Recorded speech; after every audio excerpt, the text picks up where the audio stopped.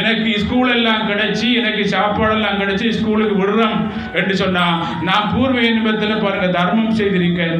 இந்த ஸ்கூலுக்கு போய் வார சோதனையை பாருங்க, நான் பாருங்க என்ன ஒரு மனத்தோட பாருங்க நான் அதை வெற்றி அடைஞ்சால் எனக்கு பெரிய ஒரு பேர் பாருங்க, பல்கலைக்கழகம் போய் பெரிய ஒரு பேர் இந்த பூமியில எல்லோரும் மதிக்கத்தக்க வாழலாம் என்ற உண்மை எப்போ வரும் அப்படின்னா ஏதோ பாருங்க பல பேர் பாருங்க ஸ்கூல் கிடைக்காமலே ரோட்ல தெரியும் போது எனக்கு சாப்பாடு வந்து எல்லாம் செய்து பெரிய ஒரு ஸ்கூல் நேஷனல் ஸ்கூல் கிடைக்குது அப்படின்னா எனக்குள்ள பெரிய ஒரு பேருக்கு அந்த பேரை அந்த ஆற்றலை விருத்தி பண்ணு, அந்த ஆற்றலை கொண்டு வாழு என்று சொல்லி எனக்கு கர்மா அடிக்கிறார் பாருங்க. எனக்கு என்ன எனக்கு ஒரு உத்வேகத்தை கொடுக்கிறார் என்ற எண்ணம் எனக்கு வந்து இதான் பாருங்க.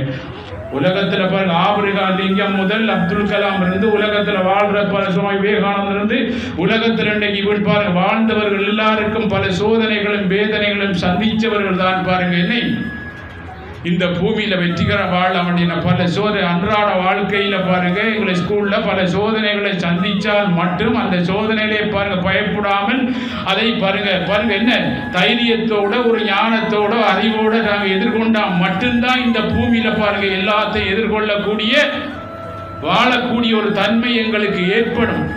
அதே மாதிரி பாருங்க இதை திங்க் பண்ண இதுக்கு வழி இல்லையா ஆண்டவா அப்படின்னு சுவாமி மாணிக்க வாசகர் சிந்திச்சார் பாருங்க. இதுக்கு வழி இல்ல மாதிரி அழுது சிந்திச்சார் பாருங்க.